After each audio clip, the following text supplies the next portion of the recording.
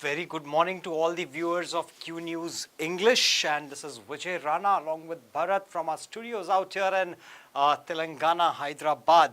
So starting with the Shanarthi Telangana, and India is yet again, India is doing pretty good when it comes to the Para-Asian Games as well, and these are the champions, despite being physically challenged or differently abled, they are still holding the flag high for India.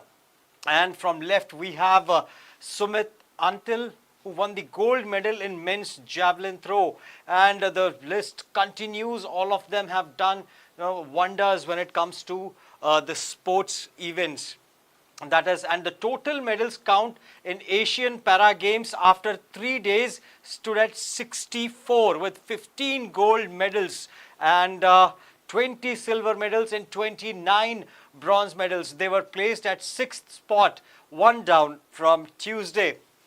And we have the headlines as Congress confident of victory in all 5 states. Mallikarjun Kharge cites anti-incumbency in BJP-ruled states as reason. So, what do you mean by anti-incumbency? So, it says that BJP has been ruling these states and it is incumbent out there, so this is the turn of Congress now. The elections will be held in Mizoram on November 7th, Chhattisgarh on November 7th and 17th, Madhya Pradesh, and on November 17th, Rajasthan, and 25th will be the day for Telangana, and 30th is the day, okay, will be held in Mizoram on 7th, Chhattisgarh on 7th and 17th. So there are 2 days, Chhattisgarh will experience or will undergo elections in a span of 2 days.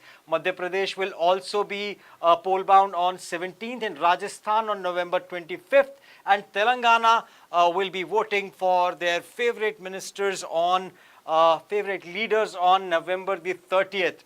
Now, Congress President Mallikarjun Kharge asserted on Wednesday that the Grand Old Party is poised to secure victories in all 5 states, and rightly so. Not all 5, I would say, the chances of BJP securing at least 2 of the 5 states, majority, in fact, that is what my assumption is right now. So, also let's see, he says, victories in all 5 states slated for polls next month, citing the prevailing case of anti-incumbency in the BJP-ruled Madhya Pradesh. All right, and he emphasized the effective governance of Congress-led administrations in. All right, we have Anna here. Today, I think we get to see Mallanna as well in Chhattisgarh and Rajasthan, underscoring that the citizens in these states are not grappling with significant issues.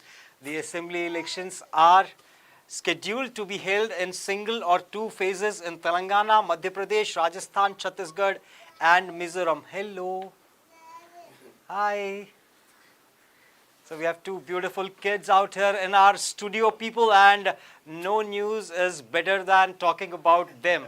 I would rather say hello to them. Hi. Hi, Evan. Hello. Okay. She's beating my share. Yeah. Okay, please continue. Yes, please. So the assembly elections are scheduled to be held in single or 2 phases in Telangana, Madhya Pradesh, Rajasthan, Chhattisgarh and Mizoram next month. The elections will be held in Mizoram on November 7th. So we went through the schedule earlier, and Kharge expressed confidence in the Congress preparations. Indeed, the level of preparations that we see, especially Telangana is in limelight. I keep following all the 5 states. I do not see much of the activities or any news about Mizoram in particular. That's the least focused state, despite the fact it should have been the most focused state with the ongoing issues. But it is the least focused one. And on the other hand, we have Telangana, that is the most highlighted. We have seen multiple visits, be it from Congress or be it from BJP, we have seen the likes of Prime Minister Narendra Modi himself along with Amit Shah visiting Telangana multiple times. We also have Rahul Gandhi, who just conducted a bus, Vijay Bahari also, and there was, there were multiple rallies that are being conducted, and Priyanka Gandhi was also here. So top leaders, from the old party, grand old party Congress, and top leaders from the BJP are also, equally participating in different events happening in Telangana.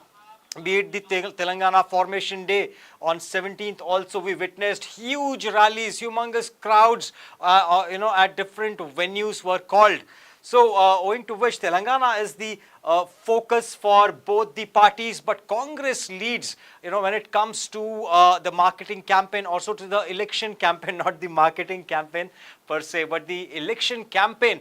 They have, they have a mileage, or they are one step ahead of BJP, especially in Telangana, as far as I can see. Kharge expressed that the confidence. Kharge expressed confidence in the Congress preparations for the forthcoming elections in these states. He attributed the anti-incumbency sentiment within the BJP to factors like inflation and unemployment. So these are the two factors they are heavily relying upon, be it inflation and the unemployment. So that will be the main agenda of Congress in these 5 states. This might not be the call in Telangana, but yes, it can be the call in Telangana as well, because the exams were cancelled. Group 1, Group 2 exams could not be, they were cancelled as well. So unemployment becomes an issue in Telangana as well, and rightly so. The two factors that they have taken into consideration, yes, indeed, they'll be talking about the mehengai, or the price rise, and also the unemployment. And moreover, he highlighted a shift in public sentiment against the BJP-led government in Madhya Pradesh, led by Chief Minister Shivraj Singh Chauhan. Now, in Madhya Pradesh, where BJP is the ruling party being led by Shivraj Singh Chauhan, he says, the point to be noted here is what Mallikarjun Kharge is saying. They are not challenging Modi per se. Modi is the face of BJP, be it anywhere, be it Telangana, be it Madhya Pradesh, or be it any state. Modi is the face. But here they are not challenging Modi. That's a very, very smart move taken by Congress. Very, very welcome move, because if you challenge Modi directly, then it might have its own repercussions. But here it is Shivraj Singh Chauhan who is being questioned and grilled for his governance. The Congress president also criticized the BJP at the national level, asserting that the party failed to deliver its electoral promise. The BJP has not fulfilled a single promise, whether it is regarding unemployment, doubling farmers' income, or investment. So they did not spare even Narendra Modi. But the issues that they have taken up is about fulfilling their promises. It's not about their governance. Madhya Pradesh has 230 assembly seats in the 2018 elections. Congress secured 114 seats with a vote share of 41.5%. So that was a very, very close fight that was put up by Congress. Will this time this percentage increase? While the BJP won 109 seats with a vote share of 41.6%, 0.01% is the difference between the two. The Congress government lost its majority in 2020. And on the other hand, where we have Congress claiming that they will win all the 5 states, they will win in all the 5 states. But here is the trump card coming in from the BJP side, wherein they say Lord Ram's idol at Ayodhya on January 22nd, says Prime Minister Narendra Modi on Wednesday, received a formal invitation for the consancration ceremony of Grand Ram Temple in Ayodhya on January 22nd. Calling it a day full of emotions, Modi said he feels blessed and that it is his good fortune that he will be witnessing such a historic occasion. Today is the day full of emotions. Recently, the officials of Ram Janmabhoomi Tirth Kshetra Trust came to meet me at my residence. They invited me to come to Ayodhya on the occasion of construction of Ram temple. So the construction of Ram temple is complete, and they are going to do the grand puja out there with establishing of the murti or the idol, so to say. That is what PM Modi wrote on Twitter. I feel very blessed. It's my good fortune that in my lifetime I will witness this historic occasion. So this is typical BJP style of working. They will highlight every event wherever they get a chance, and that's what their trump card is. They will not let you forget whatever achievements they have done, or they have whatever they have achieved during their tenure. So they will keep your memory refreshed time and again. So it's going to be Ram Mandir yet again that we will witness. And Champat Rai, General Secretary of Ram Janmabhoomi Trust, said on Wednesday that the idol of Rama will be installed at the Ram temple in Ayodhya on January 22nd next year. Today, along with members, so we'll go through that. And Raj Gopal quits BJP to join Congress. Another jolt for BJP out here in Telangana, wherein Raj Gopal has quit the party, and a major jolt to the BJP ahead of the forthcoming assembly elections. Former Munugode MLA Komti Reddy Rajgopal Reddy on Wednesday announced that his resignation from the party. Rajgopal Reddy said he will join Congress on 27th October. And why only on 27th October? Because it marks a Union Home Minister Amit Shah is scheduled to address the public meeting in Suryapet. So Home Minister will be here, and he will be resigning in front of him as well. In his resignation letter, Rajgopal Reddy said political equations in Telangana has changed. People of the state want the center to take action against the BRS government. Rightly so, this demand has not been fulfilled. So what he is saying here is people of Telangana are not in favor of BRS. So why that makes him leave BJP? Is BJP not effectively countering BRS? That is what he says. BJP should have been countering BRS much more effectively. He is not happy with the way BJP is taking on BRS, and the center needs to take action against BRS government. This demand has not been fulfilled. The BJP, which emerged as an alternative to the ruling BRS in Telangana a year and a half ago. So a year and a half ago, BJP, being the largest party, could have been the biggest opponent of BRS out here in Telangana.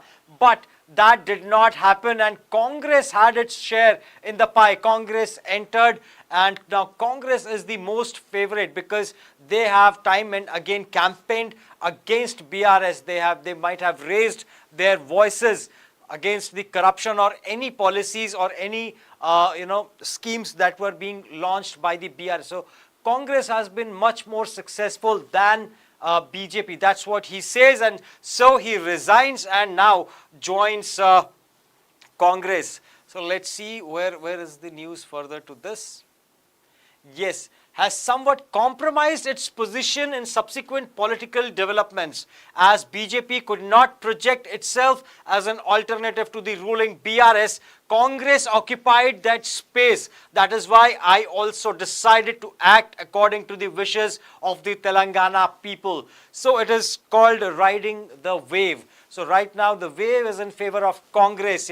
Had the wave in favor of BJP, he would have stayed with BJP. So he has shifted his base from BJP to Congress. This is why I also decided to act according to the wishes of Telangana people. I am resigning from BJP under compelling circumstances, he said. Rajgopal Reddy said he had decided to join the Congress according to the wishes of the people. Rajgopal Reddy had won from Munugode on the Congress ticket in 2018 and then joined BJP. So he has been shifting gears, he has been moving from one party to another. He got the ticket from Congress, then he moved to BJP in 2018. Thus, focusing on high-octane Munugode bypoll last year. He contested on a BJP ticket but lost to BRS candidate K. Prabhakar Reddy. So BRS candidate had a stronghold out there back then.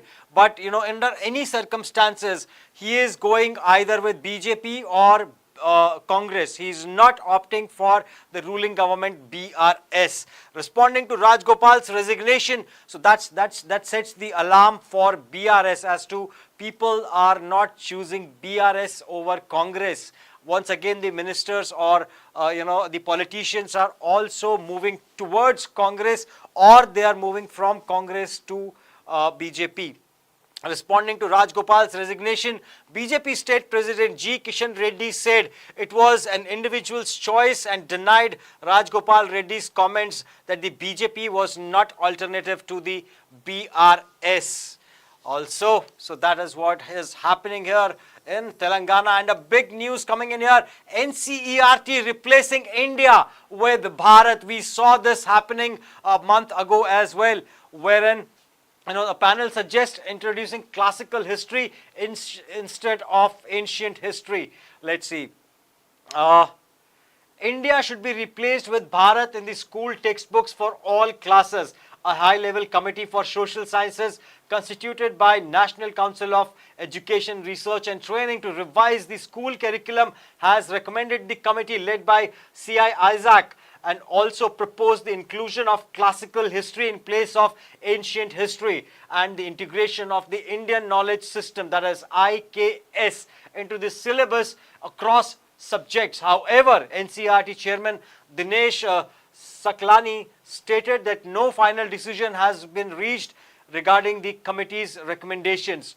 The council issued a statement mentioning NCERT states that since the development of new syllabus and textbooks is in process, and for that purpose various curricular area groups of domain experts are being notified by the NCERT. So it's too premature to comment. Isaac elaborated on the committee's. Okay. So, people, there have been a lot of voices that have been raised, especially by the opposition parties, and they say it's BJP's agenda. BJP wanted this name Bharat, to replace India. Now that became an issue. But as as a young India, I don't represent the young India, though. I've bypassed that age, I believe. But, as far as I know, all the young generation today, they would not mind calling India as Bharat, because that was the ancient name of our country. And India was the name that was given by the Britishers who ruled India. So, and we don't mind, I don't mind myself being an Indian. I'm proud of being an Indian. And I'm proud of being a Bharatvasi as well. I reside in Bharat. So it does not matter to me if my country's name is denoted as Bharat on my passport. It's fine with me. I do not mind if RBI becomes Reserve Bank of Bharat, becomes RBB. It's absolutely okay with me. I hope it's the same with everybody. And we are proud to be a part of Bharat or India. Either ways, it works for us. But the problem is the brand. India has become a brand wherever you go. Now the world knows our space research organization as ISRO, ISRO. So the word India comes there first, owing to which India has become a brand name. So there is a value associated with brand also. That's how India has been branded across the globe with the name India, after British named it India.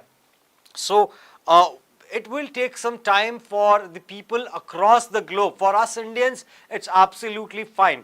We can call ourselves Bharatiyas. We don't mind that, or Bharatvasis. We are absolutely okay with it.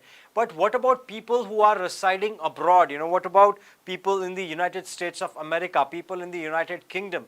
So will it not be a challenge? Will they recognize the word Bharat? It is. So we need to create a brand first. We need to bring Bharat at the level of India. The name has to be used at different forums, and that was what was being done, during the G20 summit. The word Bharat was written again and again everywhere. It was being highlighted so that it creates an impression in the minds of all the dignitaries who were present at the G20 summit. So that was the agenda behind writing Bharat everywhere, even on the invitations that were formally sent across. So that is the importance of a brand that is to be built for Bharat, and eventually it will happen. It takes time. It is not going to happen overnight, and this is one of the exercise, the young kids or the young children who are going to study about India will now study about Bharat. They will also study about our history and culture, and that is what is the whole this suggestion about. This is that is what NCERT is going to do. So declare Hamas a terror outfit. Time has come for India to prescribe Hamas as the terrorist organization. I am surprised why this was not done till now. This is really surprising from the government side. Actually, the opposition should be challenging this. Opposition should have raised their voices. They would have won our hearts.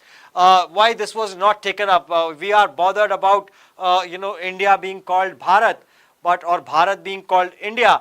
But what about branding a terrorist organization, Hamas, as a terrorist organization? And Israeli ambassador Nor Gileon said on Wednesday, the Israeli envoy also thanked India for its 100% support to Israel in its anti-terror operations against Hamas. Gileon said Israel conveyed to the relevant Indian authorities to declare Hamas as a terrorist organization. He had to approach relevant authorities. Why this was not done proactively, when we all know the kind of atrocities that were committed by these terrorists out there in Israel? What took India so long? Why India needs an invite from their minister, their ambassador rather, not minister, their ambassador has to call out to India for naming or for prescribing Hamas as a terrorist organization. And owing to the brutal attack on Israel on October the 7th. At the same time, he indicated that the matter was taken up earlier as well. Prime Minister Narendra Modi was among the first world leaders to condemn the terror attack. India is very important moral voice in the world, and the important countries for us that are with us, Gileon said. All right, so they are looking at India, they are looking up to India to support, and once India does it, many other countries would also follow. If India designates Hamas as a terrorist organization, and India should, this should be the question, this should be raised. If Pradhan Mantri Modi ji, actually acknowledged the terror attack, then why did we not, call Hamas a terrorist organization? All right, so let's see what happens to these events further, and when will India call Hamas a terrorist organization? And here we go to the BJP. How many times will you use Lord Ram for political gain? So Kapil sir, BJP is refreshing the memory of a common man because it's been quite some time since the Ram Mandir case was won, and people would have forgotten it by now. The construction has been going on since then. So that is what is happening here. It is not about the number of times. They will do it n number of times.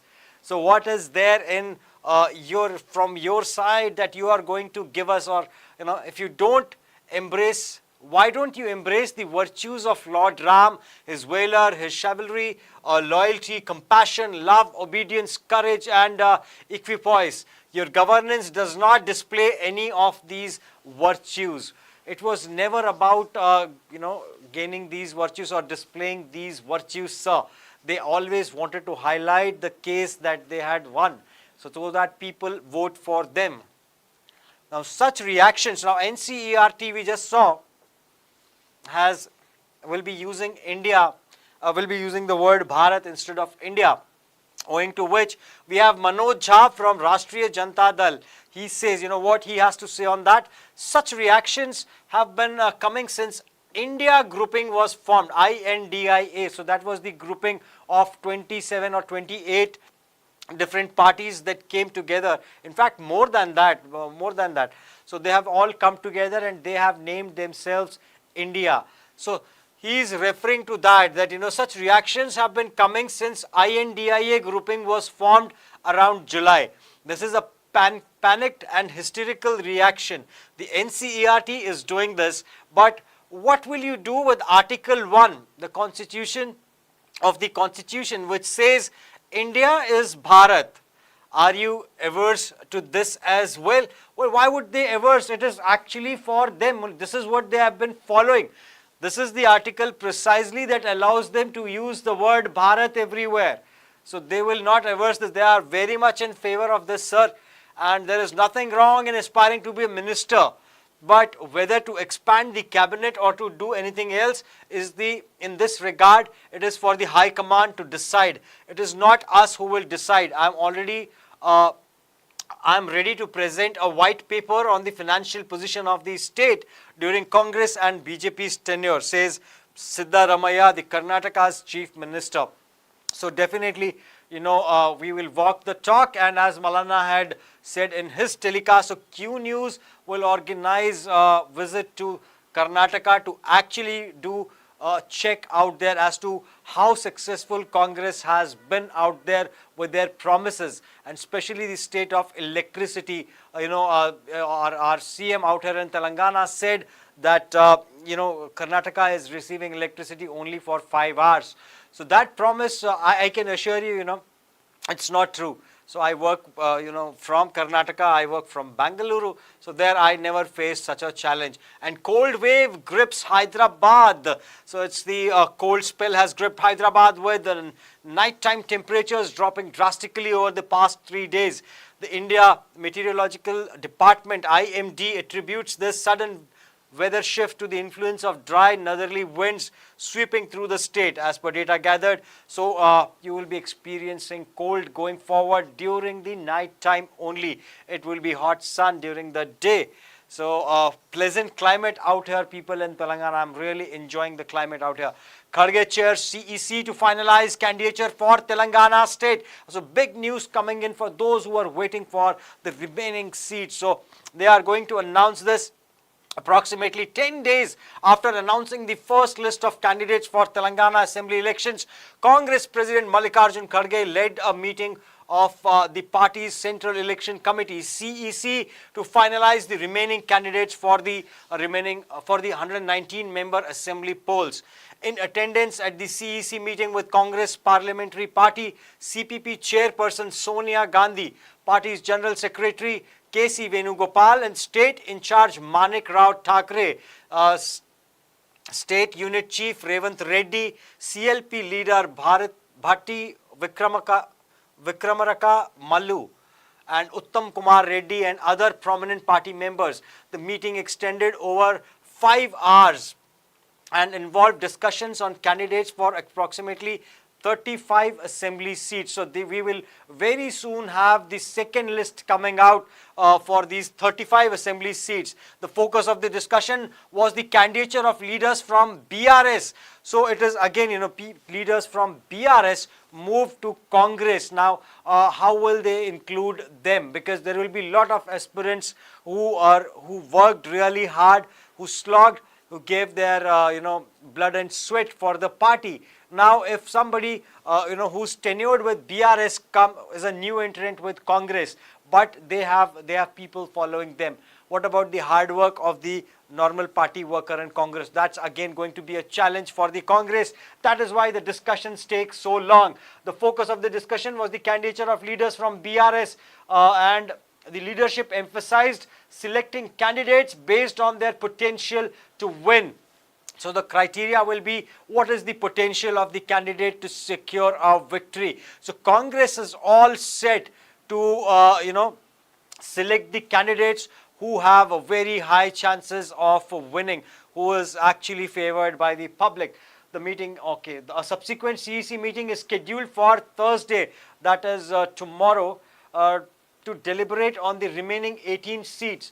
In the statement shared on social media platform, Kharge expressed optimism about upcoming Telangana elections, stating, Telangana is gearing up for change. Telangana will choose Congress. So he is really confident. This is the second time as today's Shanarthi's edition that we see that Telangana is gearing up for change and Telangana will choose Congress. So that reflects the level of confidence Mallikarjun Kharge has on Telangana's audience or Telangana's public.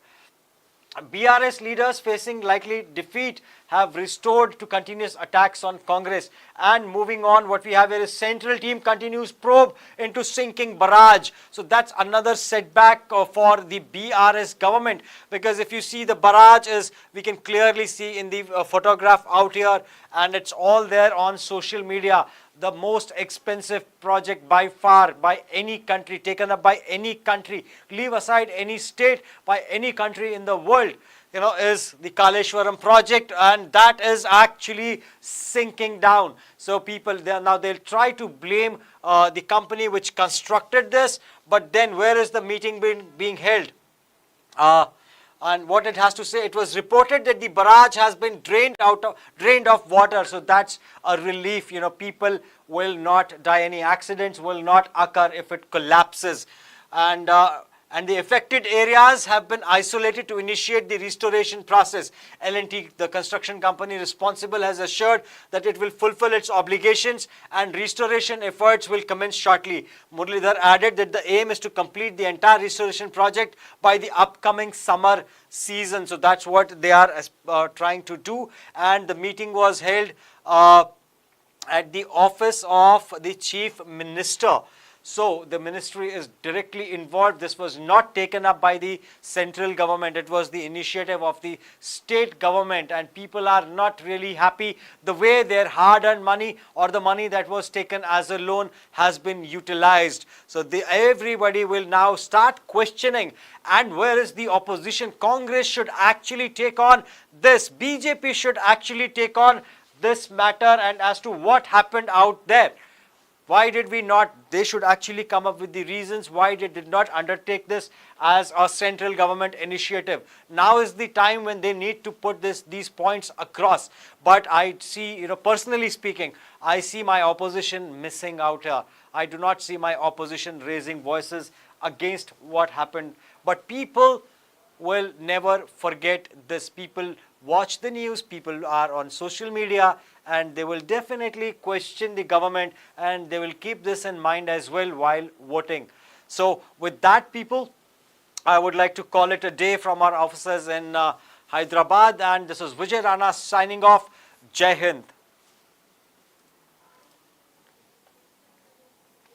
Arey Anna, aaya nahi.